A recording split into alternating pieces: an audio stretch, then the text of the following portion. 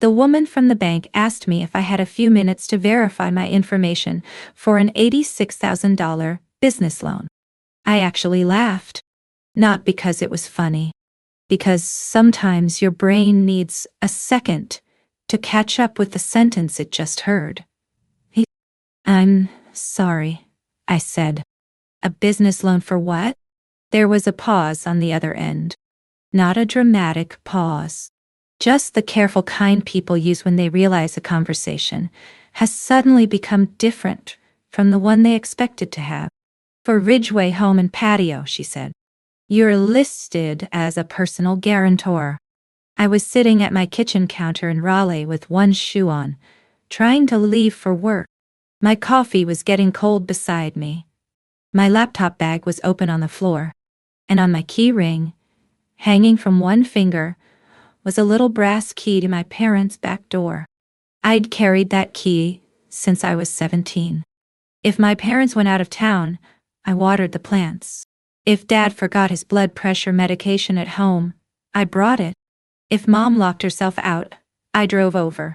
If my younger brother Jason needed something from their garage, I was somehow the person who got the call. That key had been on 4 different key rings, survived 3 apartments, 1 broken engagement, and a move across town. I'd never really thought about why I still carried it. The bank officer said, Ames? Cole? Yeah, I'm here. My name is Andrea Mills. I'm with Piedmont Community Bank. We were preparing the guarantor documents, and I just need to confirm a few details before we send them. Don't send anything. Another pause. Okay. Pip. I don't own Ridgeway Home and Patio. According to Jason, Ridgeway sold custom outdoor kitchens, fire pits, grills, pergolas, and the kind of backyard furniture that costs enough to make you nervous about leaving it outside. He'd started the company 4 years earlier. My parents described it as a thriving business. Jason described it as scaling. I described it as a business I had been asked to rescue 6 different times. Andrea said, very carefully, the application lists you as a 30% silent partner and secondary guarantor. I stopped moving. 30%? Yes. I'm not a partner. All right? I'm white? And I never agreed to guarantee anything. All right. She was calm. Thank God she was calm, because I suddenly wasn't. I pulled out a chair and sat down. Who gave you my information? I can't discuss the entire application until we confirm some things, but the primary applicant is Jason Cole, my brother, and Mark and Linda Cole are listed as supporting guarantors. My parents. Of course they were, Andrea continued. Your name appears on the ownership information provided with the application, and we have a personal financial statement associated with you. I felt something cold move through my stomach. What personal financial statement? It includes your employer, approximate income, mortgage balance, retirement assets, and liquid savings. I didn't say anything, because those weren't guesses. The numbers weren't exact anymore, but they were close enough that somebody had information they shouldn't have had. Andrea must have heard the silence. Cole, if you're telling me you didn't authorize this application, I'm going to stop the verification process. Please do. I also need you not to sign anything you receive electronically. You don't have to worry about that. She gave me her direct number. Then she said something that would stick with me for a long time. I'm glad I called before the documents went out. So was I. Because 40 minutes later, my mother called and said, completely casually, Hey honey, your dad and I need you to sign something for Jason. That was how I found out the bank had called me before my own family planned to tell me they'd put my name on an $86,000 loan. And somehow, that still wasn't the worst part. My name is Meredith Cole. I was 40 years old when this happened. I work in procurement for a regional hospital system, which sounds boring until you realize hospitals buy everything from surgical equipment to generators to food service contracts. And every one of those purchases comes with somebody promising they can deliver what they say they can deliver. My job is basically asking the same question in 50 different ways. What are we actually paying for? Who agreed to this? What happens if something goes wrong? And where is that written down? I'm good at it. Hi. Not exciting good. Useful good. The kind of good that makes people forward you emails with the subject line, "Can you look at this?" That had always been my role in my family, too. Jason was 6 years younger than me. He was charming, funny, impulsive, and somehow permanently 5 minutes away from his big break. As a kid, he could knock over a lamp and make my mother laugh before the pieces hit the floor. I once got grounded because he left the garage door open overnight. Mom said I should have checked it before bed. I was 14. Jason was 8. That pretty much tells you everything. Nobody in my family would have said Jason was the favorite. They would have been offended by the suggestion. My mother would have said, "We love you both differently." My father would have said, "Jason just needed more direction." What that meant in practice was Jason got help because he needed it, and I didn't get help because I was good at functioning without it. There was a phrase my dad used whenever something unfair happened, and I started to object. "Meredith, don't make this harder than it has to be." That sentence ran my family. It sounded reasonable, almost wise. Jason crashed Mom's car at 17. Don't make this harder than it has to be. I drove him to school while the car was being repaired. Jason failed 2 college classes because he stopped attending them. Don't make this harder than it has to be. I helped him organize the assignments he still had a chance to turn in. Jason got behind on rent at 25. Don't make this harder than it has to be. Dad asked if I could float him $1,200. It was never presented as favoritism. It was presented as efficiency. Jason had a problem. I could solve it. Why would I choose not to? The answer, apparently, was because that would make things harder than they had to be. I had spent most of my adult life trying to be the low-maintenance daughter. I didn't ask my parents for money. I didn't call them every time something went wrong. When my engagement ended at 32, I told Mom after I'd already moved my things out. When I bought my townhouse, I didn't ask Dad for help with the down payment. When I had surgery on my shoulder, my friend Nicole drove me home because my parents were watching Jason's boys that week. I used to think that made me independent. Looking back, there was another part of it too. If I never needed much, nobody could tell me I was asking for too much. That belief works pretty well, right up until you realize everybody around you has built a life that depends on you having no needs at all. Mom's phone call came 40 minutes after the bank's. I answered because some part of me still hoped there was an explanation. Maybe Jason had put my name down as a reference. Maybe somebody misunderstood. Maybe the bank officer had read something incorrectly. That hope lasted about 10 seconds. Mom said, "Your dad and I need you to sign something for Jason." I looked at the cold coffee beside me.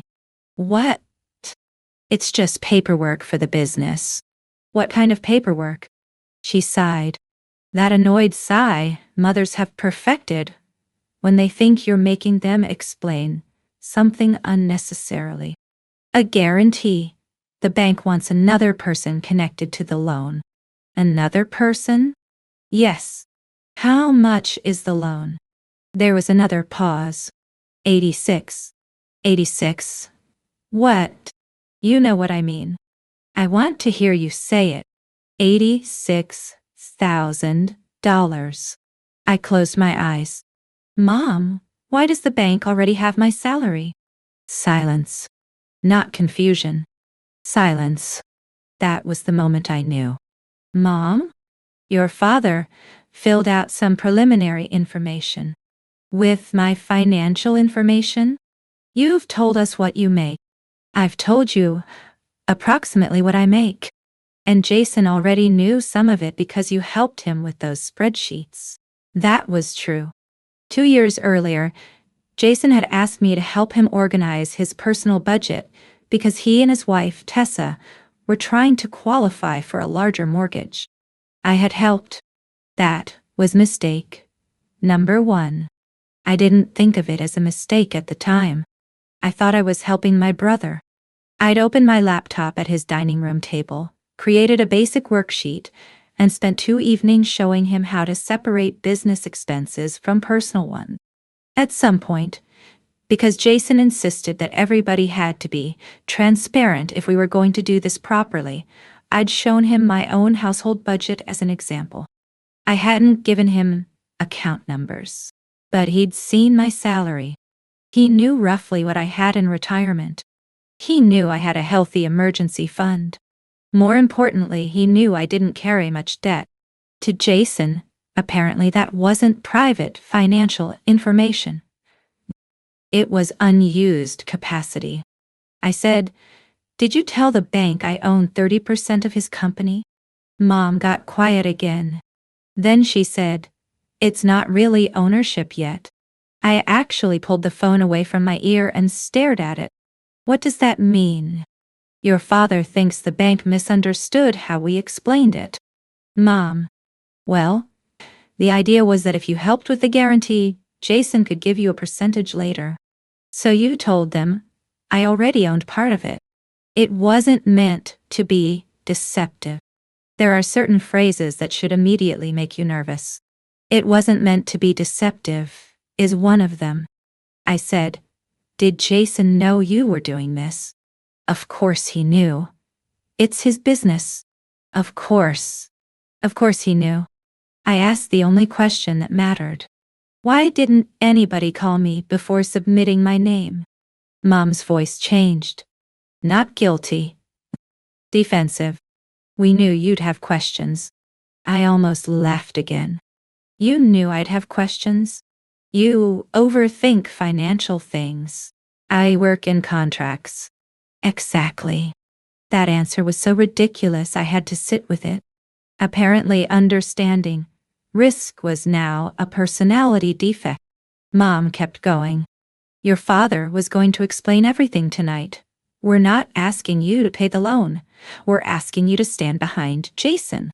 With $86,000. He has a business." "I know." "He has employees." "I know." "He has 2 children." "I know how many children my brother has." And this is a really important point for him. There it was. The children. Jason's boys, Caleb and Noah, were 7 and 4. I adored them. My parents knew it. Anytime Jason needed something large enough that the normal argument wasn't working, somebody mentioned the kids. Jason needed help with rent. The boys needed stability. Jason needed a new delivery van. The boys needed their dad's business to succeed. Jason and Tessa needed $1,200 for a summer program. The boys shouldn't suffer because business was temporarily tight. It was never Jason asking. It was always the children needing something. I said, "I'm not signing it." Mom went silent. Then, very softly, "Don't decide while you're upset." "I'm not upset." That was a lie. My hands were shaking. "I'm deciding because I didn't apply for an $86,000 loan." "It isn't your loan?" "Then my name shouldn't be on it." "Meredith." "No. Doria. You haven't even heard the whole situation." "I heard enough from the bank." That got her attention. "The bank called you?" "Yes." "When?" "Before you did." Another silence. Longer this time. Then Mom said, "Well, I wish they hadn't done that before your dad could explain." Ah. And there it was. Not. Oh my God. They weren't supposed to list you without permission. Doju. Not. I'm sorry. Not. We made a terrible decision. She was upset about the order of phone calls. I said, I have to go to work. Please come over tonight. I'll think about it. Your father is going to be very upset if you shut this down without listening. I looked at the brass key in my hand, the key to their house, the key they'd given me, because I was the dependable one. I said, then Dad can be upset. I went to work. I wish I could tell you I immediately became some perfectly decisive woman who understood exactly what was happening. I didn't. I spent the first half of that day feeling guilty. That's the part people leave out when they talk about boundaries. Sometimes the boundary itself is simple. No. Ta, day, da. Then your nervous system spends 6 hours screaming that you've endangered civilization. By lunch, Dad had called twice. Jason had called 3 times. Mom had sent a message saying, please don't involve outsiders before the family has a chance to talk. That sentence bothered me. The bank wasn't an outsider. The bank was the institution they had asked to lend them $86,000 using my name. But in my family, anybody who might make us answer a direct question became an outsider. Nicole found me sitting in the cafeteria at work, pushing a salad around with a fork. She'd been my friend for 9 years and had the useful ability to know when I was pretending to be fine. What happened? My family put me on Jason's business loan. She took a bite of her sandwich. What does put you on mean? 30%, silent owner, and guarantor. She stopped chewing. Did you know? Nope. Bite. Tang. Hey. Did you sign anything? No. Did you tell the bank? Yes. She swallowed. Okay. I looked at her. That's it? What do you want me to say? I don't know. She leaned back. I'm trying to figure out why you look like you did something wrong. That irritated me. Mostly because she was right. I don't. You do. I'm angry. You're guilty. I can be both. Sure. But they're not the same thing. Then she said, what happens if Jason defaults? I knew the answer in general. That was the whole purpose of a personal guarantee. But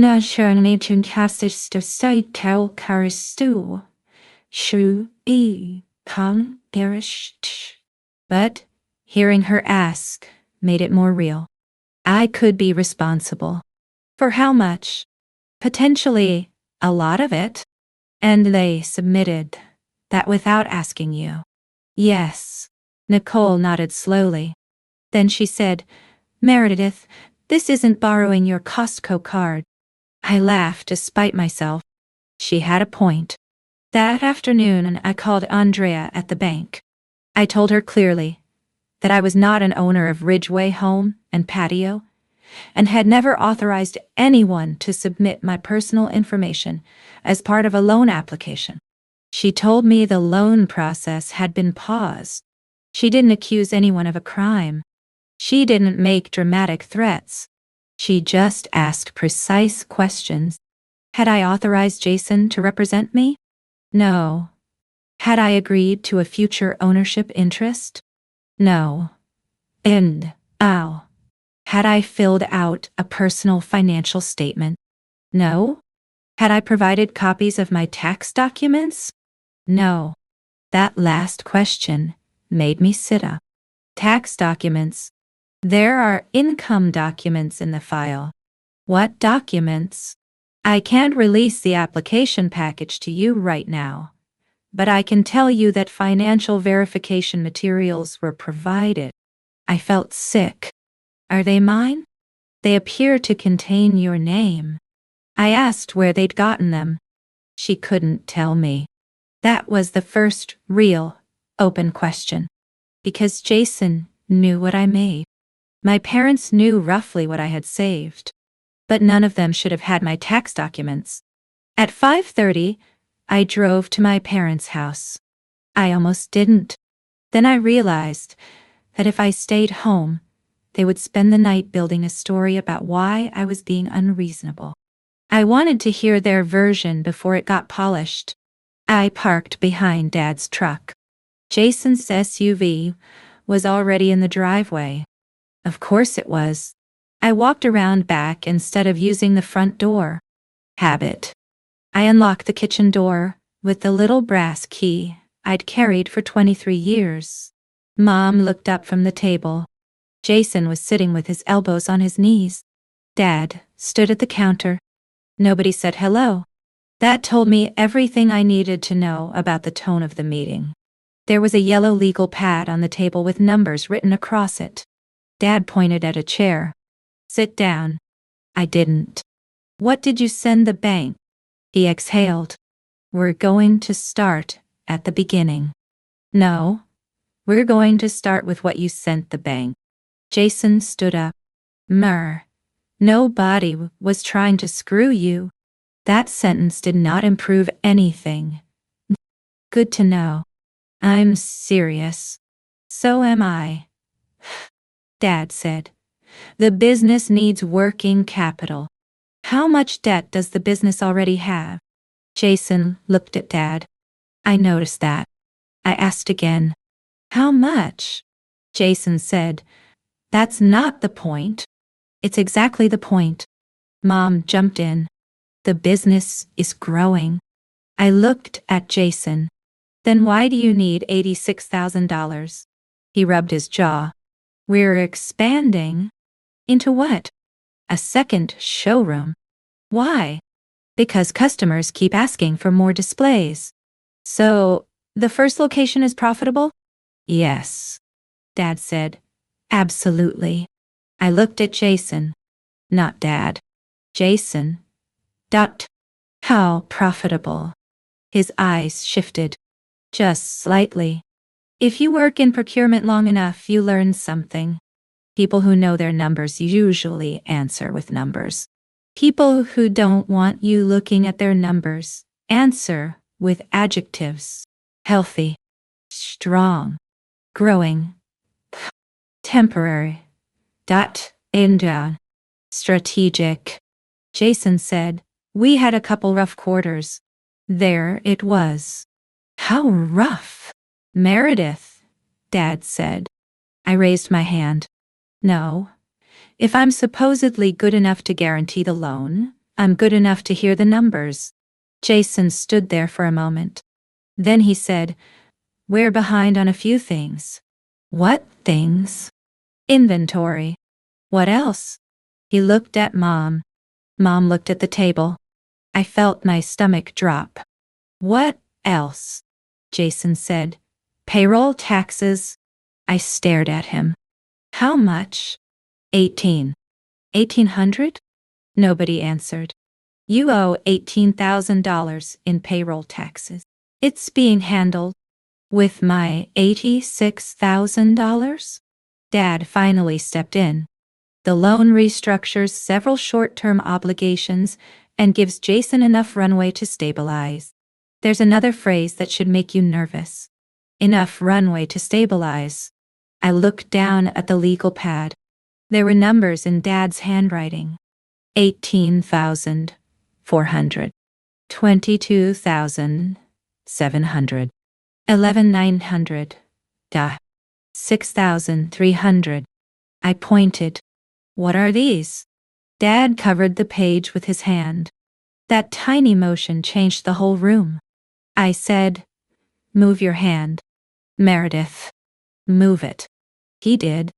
The numbers added up to a little over $60,000. The remaining amount was labeled Display Lease Buffer Cat. I looked at Jason. This isn't an expansion loan. It is, partly. This is debt consolidation. Nobody answered. I turned to my mother. Where did the bank get my tax return? Her face changed. That was when I knew she knew. Mom. It was in the family files. What family files? The documents you gave us when we refinanced. And suddenly, I remembered. 3 years earlier, my parents had considered refinancing their mortgage. Dad had asked me to help compare loan offers.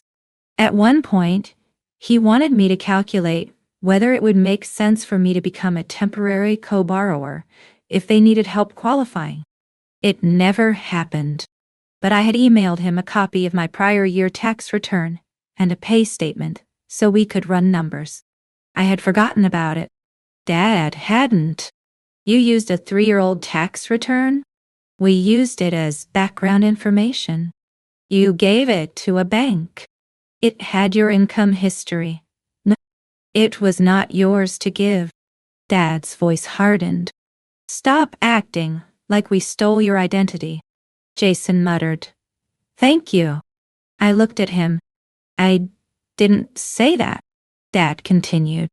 We put preliminary information in the application. You would have signed the final documents yourself. That was the technicality they were hiding behind. In their minds, because the bank hadn't funded anything, and because I still technically had a chance to say no, they hadn't crossed a serious line. They had simply skipped the part where I got to decide whether I wanted to be involved before presenting me as already involved. Dad said, nobody can force you to sign. Then why tell the bank I'm a 30% owner? Jason finally answered. Because that's what we were going to offer you. I looked at him. Offer me. You've helped me from the beginning. That sentence landed strangely. Because it was true. I had helped him. When Ridgeway started, I spent a weekend reviewing his supplier contracts. When he couldn't afford a real bookkeeper, I set up his expense categories. When he had a vendor dispute, I helped him draft an email. When his first delivery van died, I lent him $4,000. He paid back $1,500. Nobody ever mentioned the other $2,500 again. Jason said, You've always said you wanted me to take the business seriously. I did. Well, I am. By putting my name on a loan. By making you part of it. I stared at him. Jason, you didn't invite me into a successful business. You invited me into your debt. He flinched. Good. Bien. It was the first honest thing anybody had said in that room. Mom said, That's unfair. No, unfair is telling a bank I own 30% of something when I've never seen a profit and loss statement. Jason snapped. I could show you one. Then show me. He looked away. Dad said, This conversation is getting hostile. I laughed once. Dad, you submitted my financial information to a lender without asking me. We were trying to save your brother's business. There it was again. Trying to save Jason became a moral category all by itself. Anything done in service of that goal became reasonable. I asked Dad, How much money have you already put into Ridgeway? He folded his arms. That's between me and your mother. Then why is my money suddenly family business? Mom said, Nobody is asking for your money. You are asking for my credit. Temporarily. Credit does not work temporarily. That's like saying you're only temporarily pregnant. The risk exists or it doesn't. I asked again. How much? Dad looked at Jason. Jason looked at Mom. Mom looked down. And for the first time I realized the $86,000 loan wasn't the beginning of their problem. It was the point where they had run out of other places to put it. Dad finally said, About 30. 30. What? Thousand? Mom whispered. Closer to 37. Dad looked at her. She ignored him. My parents had put $37,000 into Jason's business. I sat down. Not because they told me to. Because my knees felt weak. Jason started talking quickly. Some of that was equipment. Some was a bridge when one builder took forever to pay us. It wasn't all losses. How much have you paid them back? He said nothing. How much? Not yet. I looked at Dad. Where did $37,000 come from? Our savings. Only savings? Again. Again. That pause. I was beginning to hate pauses. Mom said, your dad took some from retirement. Dad said, Linda. She snapped. She's going to find out anyway. I felt something inside me shift. Not break. Shift. Like a floor settling after you realize the crack you've been ignoring runs through the foundation. How much retirement money? 22. I looked at Dad. You took $22,000 out of retirement for Jason's business. It's my money. You're right. I pointed toward the legal pad. And this is supposed to become my risk. Nobody answered. Dad said, if you sign, none of this has to become a disaster. That was the family commandment. In a new suit. Don't make this harder than it has to be. Except by then, I finally understood what harder meant. Harder meant Jason experiencing consequences. Harder meant my parents admitting they'd made bad financial decisions. Harder meant somebody other than me absorbing discomfort. I stood up. I'm not signing. Jason's face changed. You're going to kill the business. No. Tat. You know the bank won't approve it without another strong guarantor. Then the business can't afford the loan. That's not how business works. Actually, sometimes that's exactly how it works. Mom said my name the way she used to when I was 16 and embarrassing her in public. Meredith. I picked up my bag. Dad said, your brother has employees depending on him. I turned around. Then he should have been honest about his finances before getting $18,000 behind on taxes. Jason swore under his breath. Do not talk to me like I'm stupid. I'm not. Yes, you are. That surprised me. Jason almost never came at me directly. He preferred jokes, guilt, charm. But he was scared. And scared people stop decorating their beliefs. You sit in your little townhouse, he said, with your savings and your retirement and your safe job, and you act like anybody who takes a risk is an idiot. I stared at him. There were about 15 answers I could have given. Instead, I said, how do you know how much is in my savings? He stopped. Everybody stopped. I hadn't told him that. Not recently. The old budget he'd seen years earlier wouldn't tell him what I had now. I watched Jason's face. Then I looked at my mother. Mom? She folded the corner of a napkin. That tiny movement told me more than an argument would have. I said, have you been telling Jason how much money I have? She said, not exact amounts. I felt heat crawl up my neck. What have you been telling him? Just that you're comfortable. Jason said, can we not do this? No. We're doing this. Mom said, sometimes he asks whether you might be able to help with something. I don't give him your bank statements. Wonderful. Thank you for respecting that boundary. Dad said, enough sarcasm. I looked at him. No, I think I'm just getting started. But I didn't get started. That was the surprising part. I left. No speech. No slammed door. I walked out through the kitchen, locked the back door automatically, and stood on the patio staring at the little brass key in my hand. Then I realized how ridiculous that was. I had just been presented with an $86,000 financial obligation I never agreed to.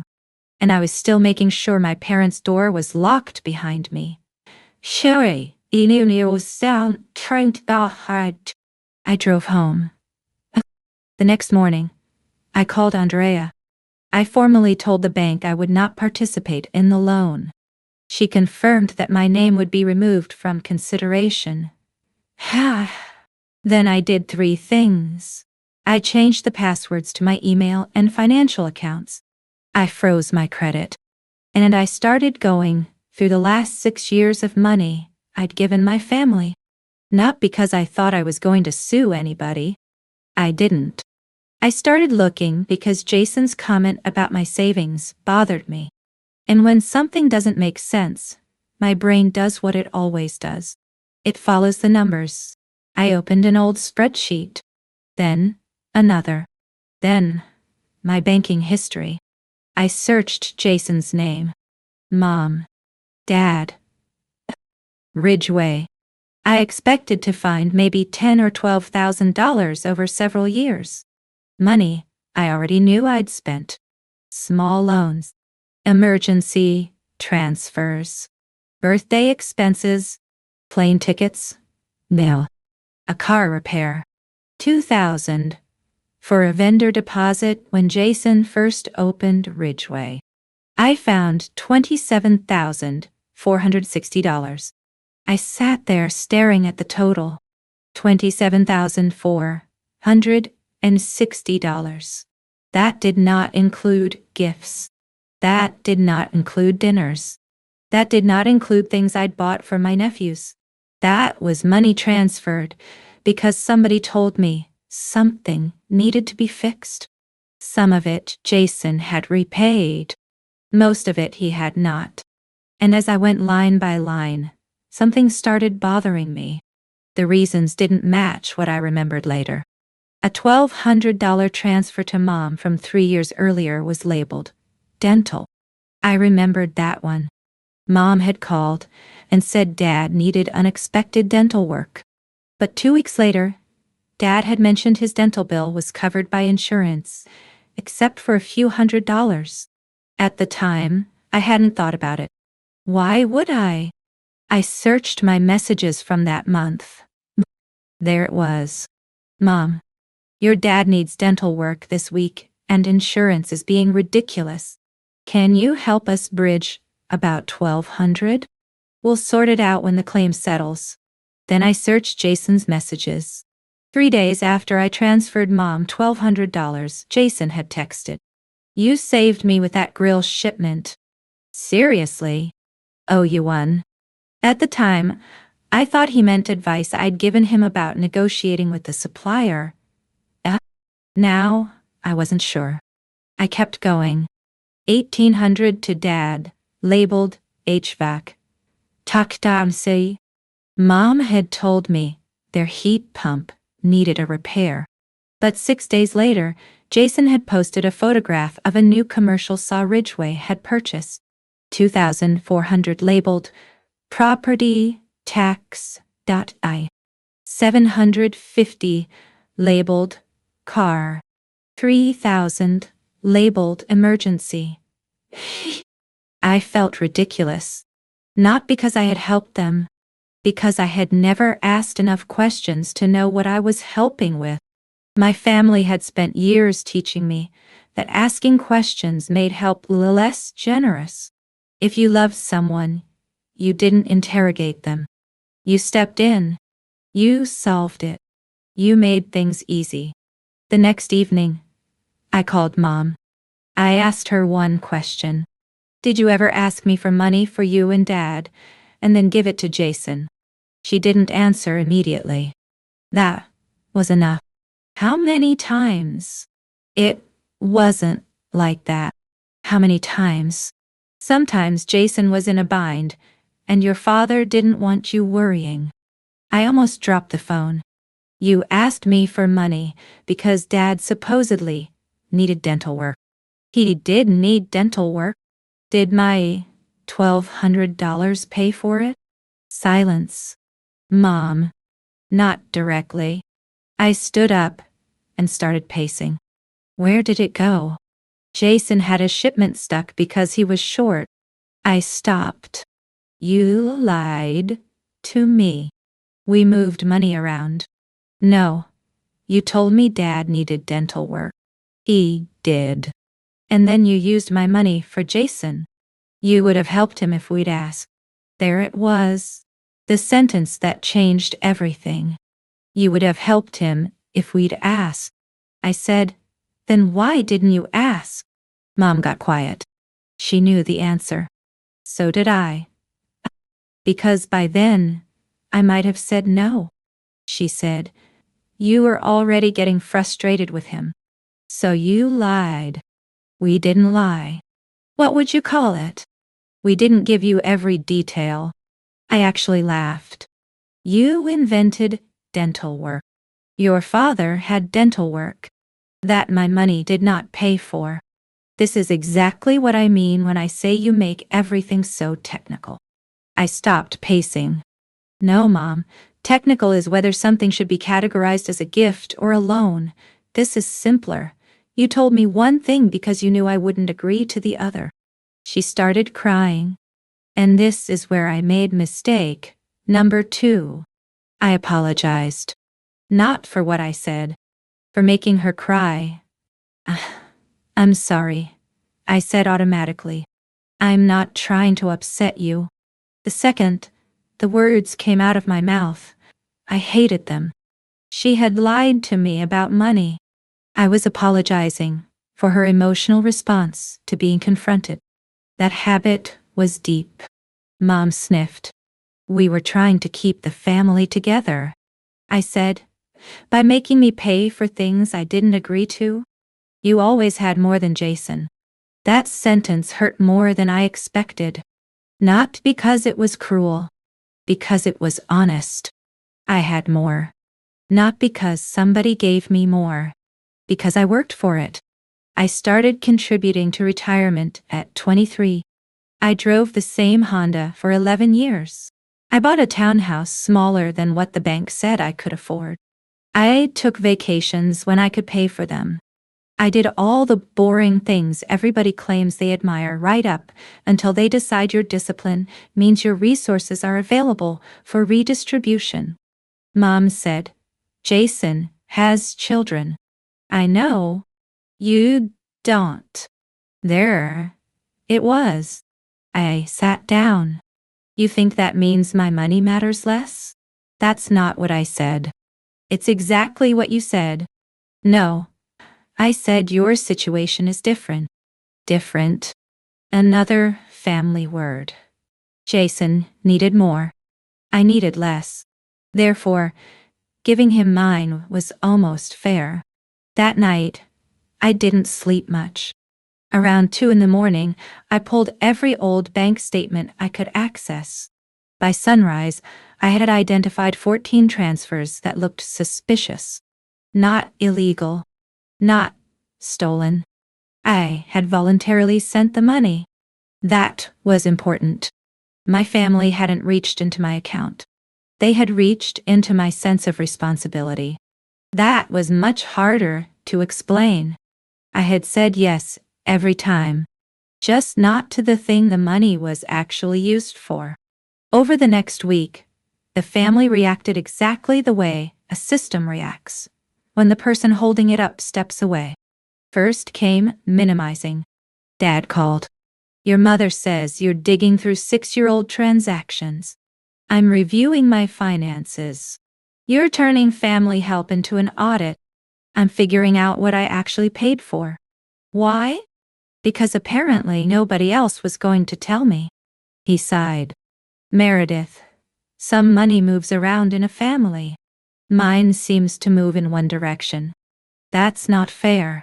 I almost admired how quickly unfairness became the problem whenever I named it. Then came guilt. Jason texted. Loan is dead. Hope you're happy. I didn't answer. 2 hours later. So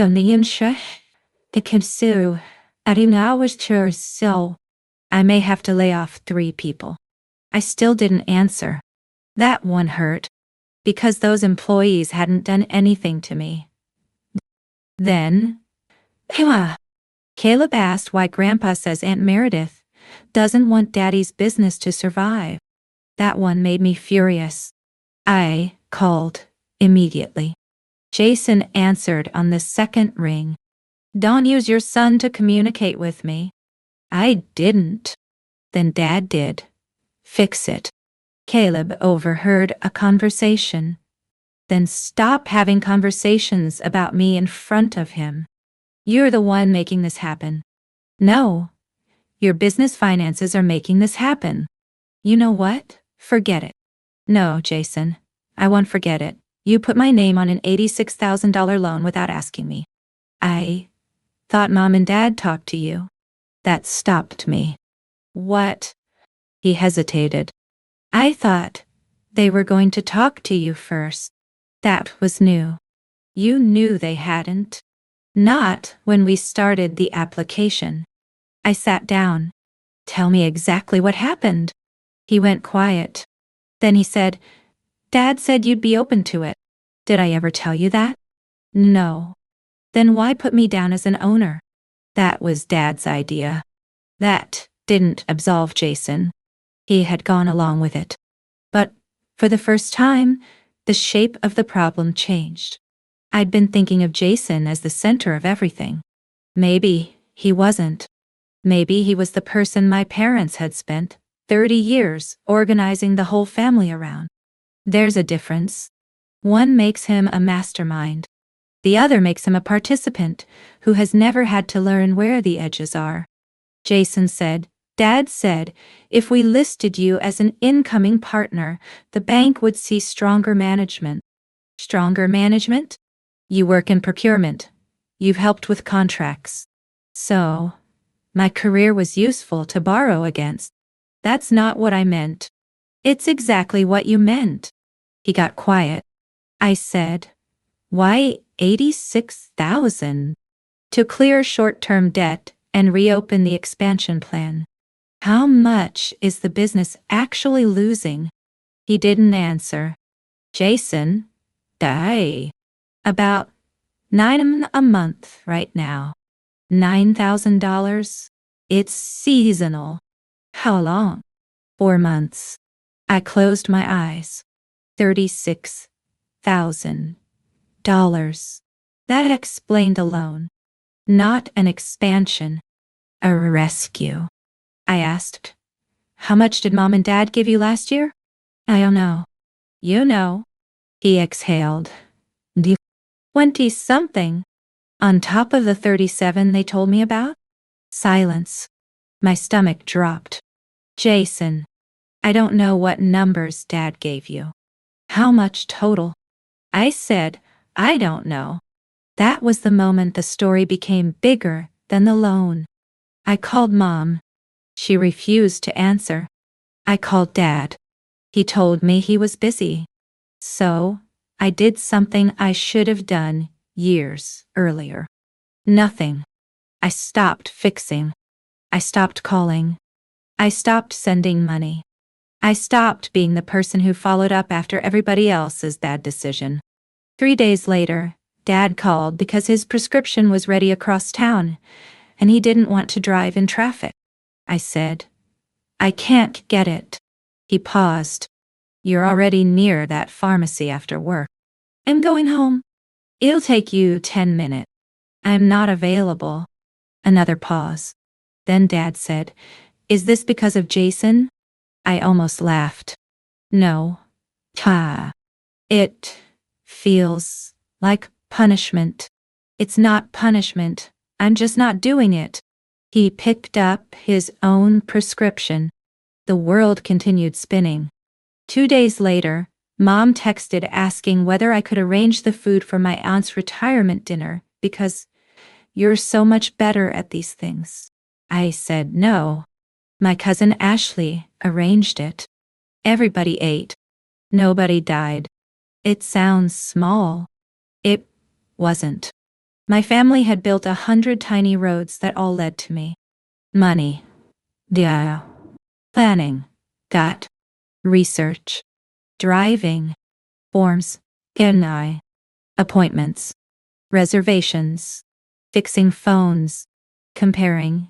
Insurance. Reviewing contracts. Ordering birthday cakes. Finding last-minute gifts. Remembering passwords. People should be remembered themselves. Nobody individual favor was outrageous. The outrage was realizing how many favors there were, and how rarely anyone asked whether I needed something. About 3 weeks after the bank call, my Aunt Denise invited me to lunch. She was my mother's younger sister. We weren't extremely close, but I liked her. She taught middle school science for 31 years and had the calm expression of a woman who had survived thousands of 13-year-olds. We met at a little Mediterranean place near her school. Halfway through lunch, she said, "Your mother told me you're refusing to help Jason." I set down my fork. "Did she tell you what happened?" "She said you got nervous about a business loan." I smiled. Not because it was funny, because there it was. A business loan. No unauthorized financial information. No fake ownership percentage. No $86,000. I got nervous. I said, "They listed me as a 30% owner and guarantor before they asked me." Denise stopped chewing. "They what?" That reaction alone made me feel less crazy. I told her the rest. Not everything. Just enough. When I got to the money my parents had redirected to Jason, she looked down at her plate. Then she said, "Oh, not, oh my God. Just, oh." And I knew she knew something. "What?" She rubbed her thumb against the edge of her water glass. "Your mom asked me not to mention this." "Mention what?" "Last Christmas she told me you were helping fund Ridgeway." I stared at her. "What?" "She said you were basically an investor." My whole body went still. "When?" "December." That was 8 months before the loan. "Yes." "What exactly did she say?" Denise thought. "She said Jason was lucky because the whole family believed in him. Your dad had put money in, and you were helping from your side too." "I wasn't. I know that now." "No, Denise. I wasn't investing in anything." She nodded. Then she said, "I think that's why Uncle Ray gave Jason money." I stared at her. "What money?" She sighed. 5,000. "When?" "January." "Why?" "Because your mother said Jason was building a family business, and all of you were behind it." All of us. That phrase sat between us. I said, "Did Uncle Ray think I owned part of Ridgeway?" "I don't know." I could hear my pulse in my ears. Denise reached across the table. "Meredith, I'm sorry. I thought you knew." That was the second layer reveal. My parents hadn't just privately used me as financial support. They had turned my reputation into collateral. I was responsible. I was stable. I worked in contracts. I had savings. I made careful decisions. So, if Meredith was behind Jason's business, other people felt safer putting money into it. My actual money mattered. But my judgment mattered too. And my parents had been lending out both, without asking. Once I understood that, old conversations started rearranging themselves in my head. Uncle Ray asking me at Easter, "You still feeling good about Jason's expansion?" I thought he meant emotionally. My cousin asking, "How involved are you with Ridgeway these days?" I'd said, "Not very." She'd looked confused. Dad telling people, "Meredith helps keep Jason on the business side." Mom laughing at a barbecue. "Those two make a good team. One dreams, one keeps the wheels on." Everybody heard partnership. I heard family, teasing. That night, I called Jason again.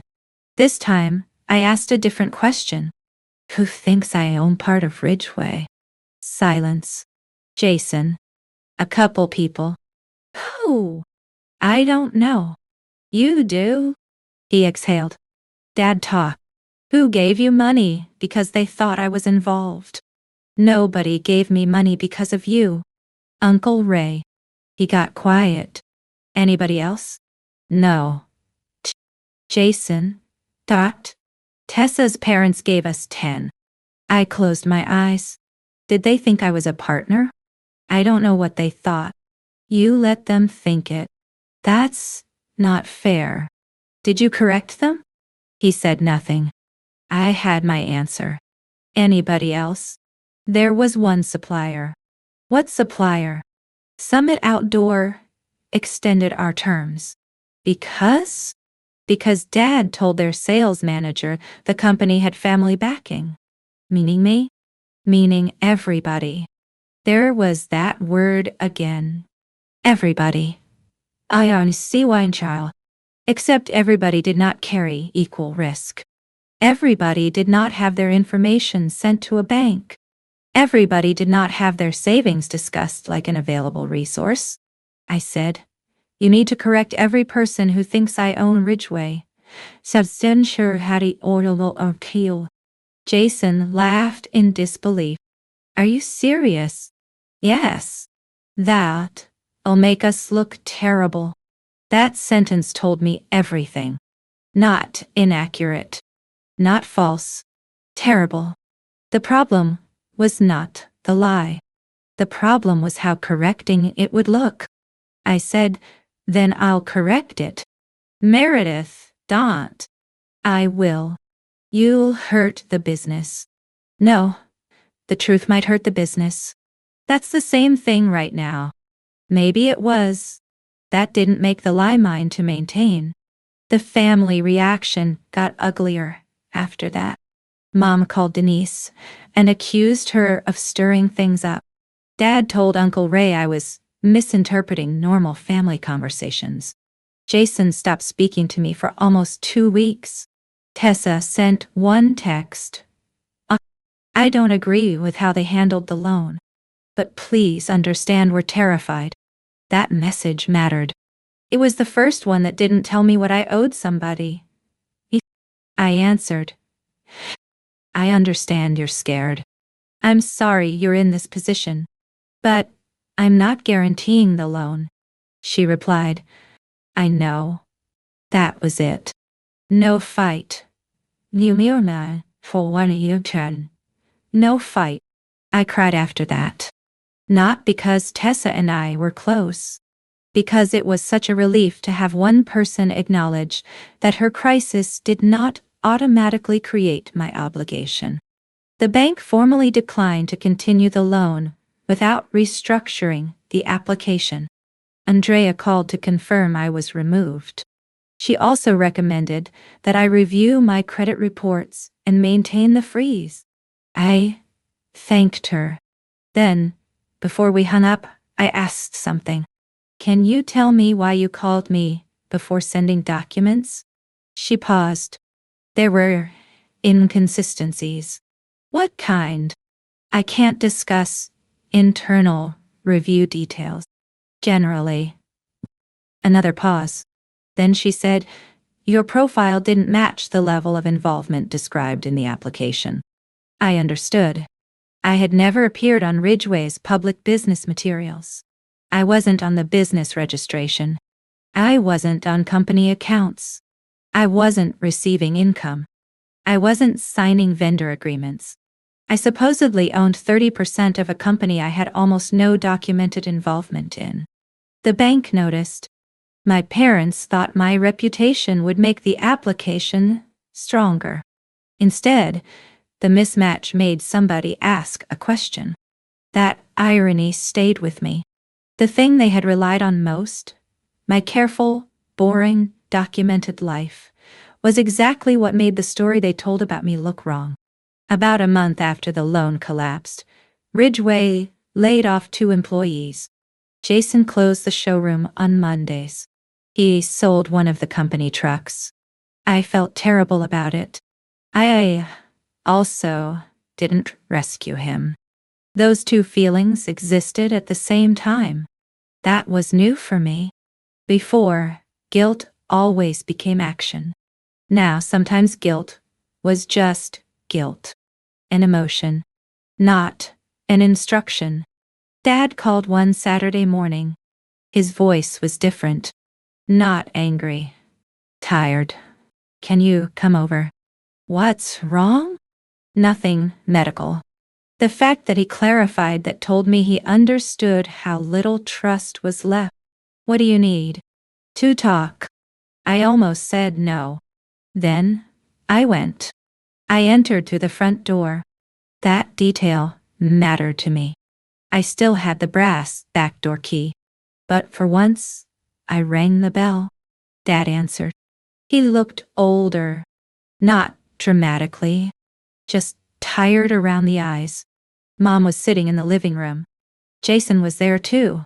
I almost turned around. Dad said, "Please." So, I stayed. There was no legal pad. No spreadsheets. No prepared argument. Jason looked at me and said, "The business might close."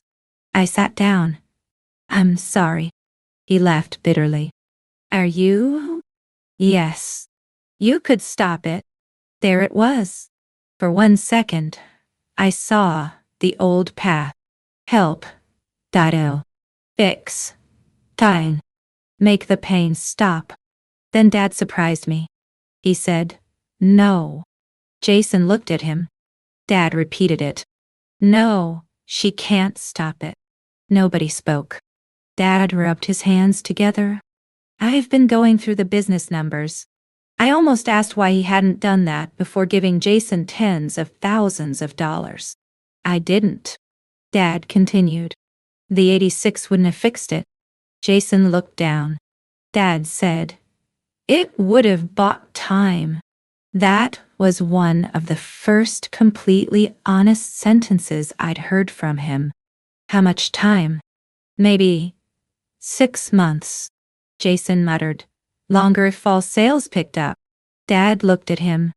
"Maybe." "Sunai, Kyle." That maybe was new too.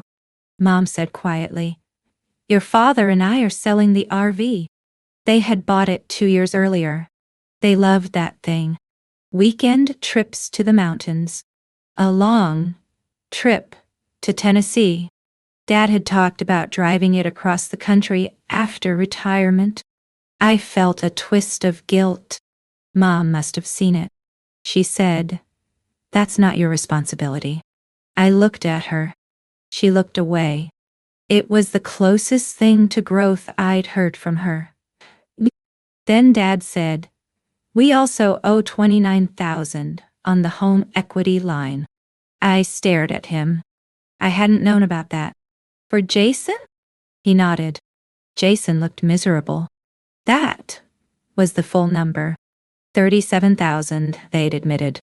29,000 against the house. 22,000 from retirement. Some overlap existed between those figures, but not enough to make the truth comfortable. My parents had spent years rescuing Jason to the point that they were now approaching retirement, with less savings and more debt.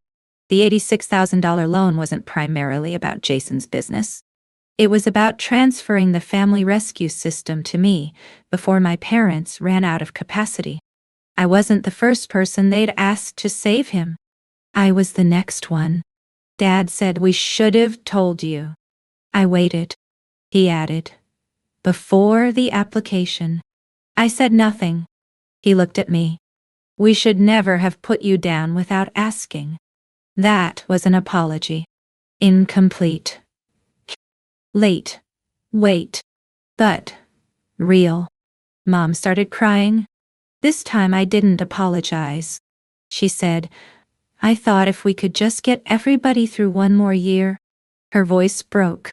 And for the first time, I understood her without excusing her. My mother wasn't sitting there thinking, "How can I exploit Meredith?" She was terrified of watching Jason fail. Jason had struggled from the time he was a kid. School. She. Money. Jobs. Following through. Every time he stumbled, My parents stepped in. And every rescue made the next rescue more necessary, because Jason never learned what happened when nobody absorbed the consequence for him. My competence became part of that machine. I was the family's shock absorber. Nobody planned it. That didn't make it harmless. Mom said, "He has the boys." Jason closed his eyes. "Mom, stop." She looked at him. He said, "Stop using my kids." That shocked all of us. Jason looked at me. "She does that?" I almost smiled. "You noticed?" "I'm starting to." Then he looked at our parents. "You guys told me Meredith would sign." Dad said nothing. "You told me she'd complain and then sign." Mom whispered, "We thought she would." Jason nodded slowly. "So did I." That hurt, but I appreciated the honesty. He looked at me. "I'm sorry. I didn't say it was okay." "It wasn't."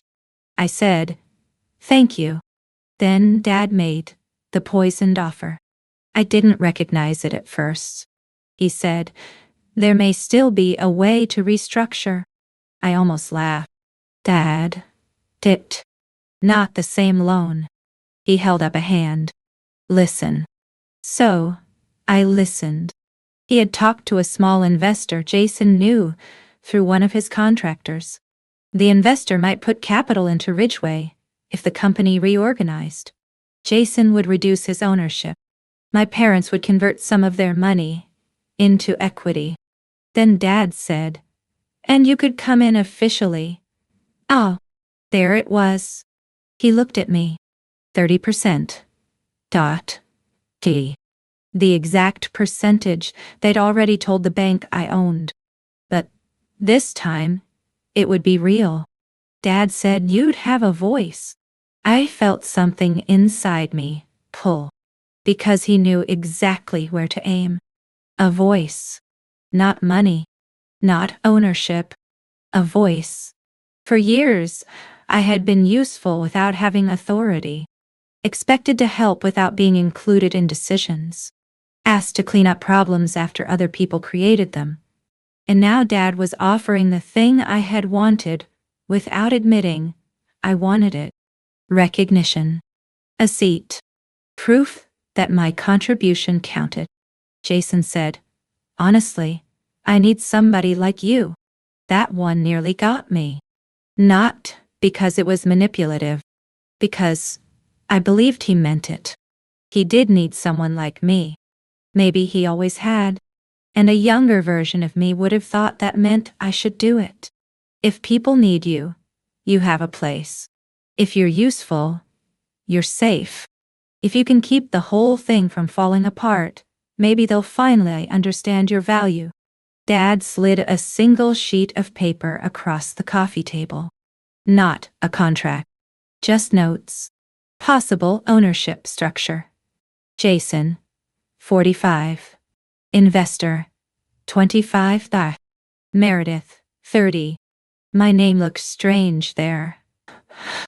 Official. Included. Wanted. Mom said, "This could make everything right." And that was the moment I understood the offer. It did give me something I wanted. But I had to become the old version of myself to accept it. The responsible one. The stabilizer. The person whose discipline existed to offset everybody else's risk. I picked up the paper. "I know how senti on your mortgage. And for maybe 5 minutes. I considered it. I wish I could say I didn't. I imagined rebuilding Ridgeway properly, cutting waste, renegotiating supplier terms, closing the bad lease, creating purchasing controls, making Jason show me weekly cash flow. I knew I could help. That was the dangerous part. The offer wasn't ridiculous. I probably could have improved the business. But then I asked myself a different question. Why would I be doing it? Because I wanted to own an outdoor living company. No. Because I believed in the business enough to invest my money? Not really. Because it aligned with my life? No. I would be doing it because my family had finally learned to package dependence as respect. I put the paper back on the table. No. Mom's face fell. Dad looked disappointed. Jason just looked tired. I said, if you want a partner, find someone who wants to be in this business. Jason said, you'd be good at it. I know.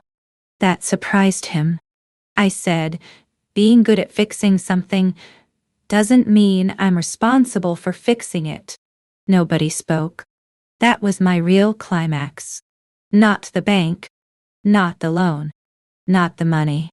That sentence. Because I believed it when I said it. Jason eventually took the outside investor. Not on the terms Dad wanted. Jason lost controlling ownership. He hated that.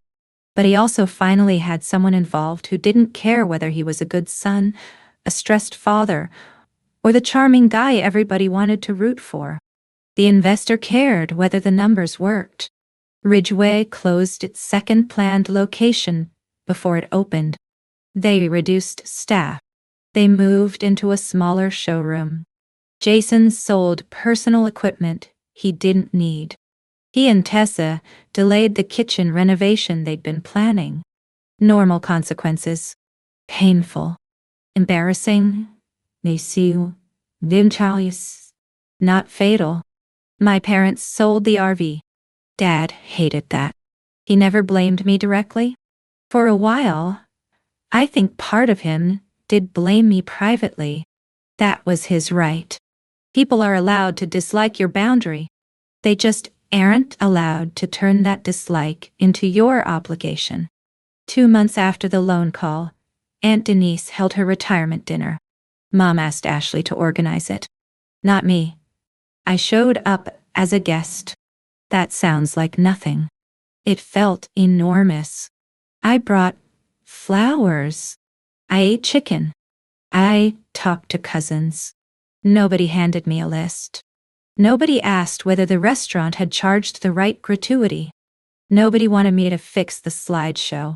At one point, Mom walked over and said, "This is strange. What? Not having you running around." I looked at Ashley, who was arguing cheerfully with a waiter about candles. "She's handling it." Mom smiled a little.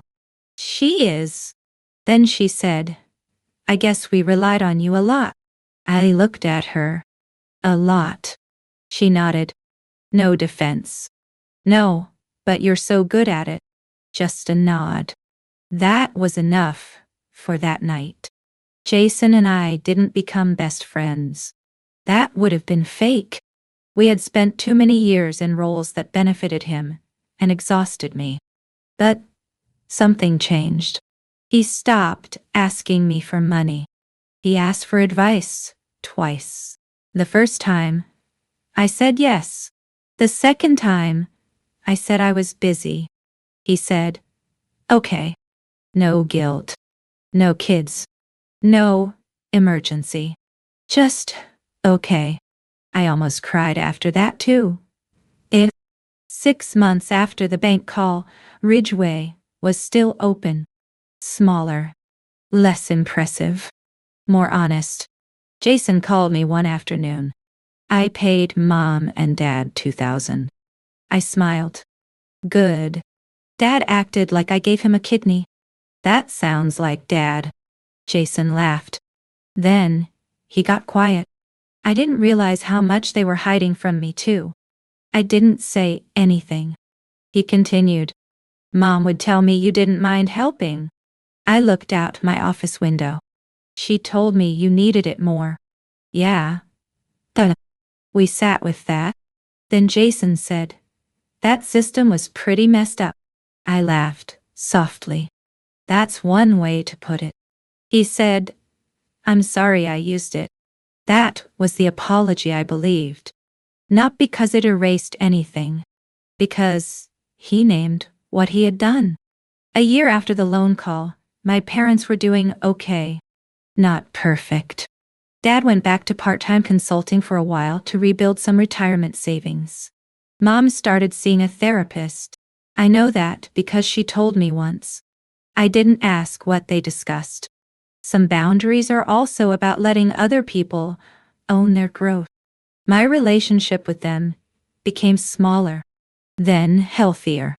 I went over for dinner, maybe twice a month instead of being there every time something went wrong. I stopped tracking their medications. Dad figured out pharmacy delivery. I stopped handling Mom's online accounts. She wrote down her own passwords. I stopped lending money. Nobody starved. Nobody lost a house. Nobody stopped being a family. We just stopped being a family organized around one daughter absorbing whatever everybody else wanted to avoid. And the brass key. I carried it for almost another year. I didn't notice at first.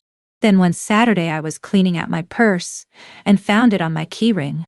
Small, old, worn smooth around the edges. The key to my parents' back door.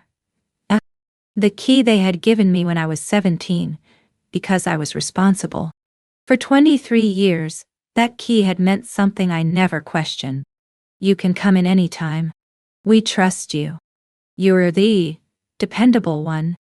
But there had always been another meaning underneath it. You're on call. I drove to my parents' house that afternoon. Mom was in the yard. Dad was washing his truck. I held up the key. Mom said, "What's that?" "Your back door key." Dad looked over. "You need to give that back." I know. That was important. They weren't taking it from me.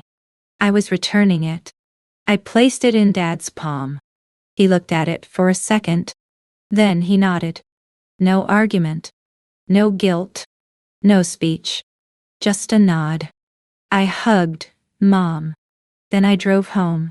3 weeks later, I bought a small wooden key rack for my entryway. Nothing fancy. 4 hooks. One for my house. One for my office.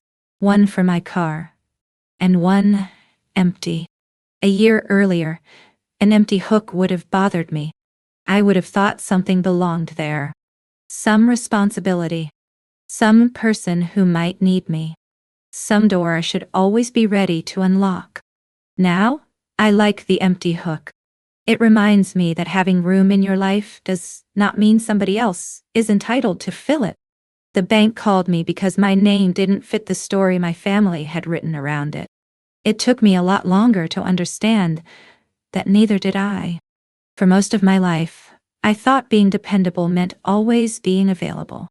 I thought love meant making things easier.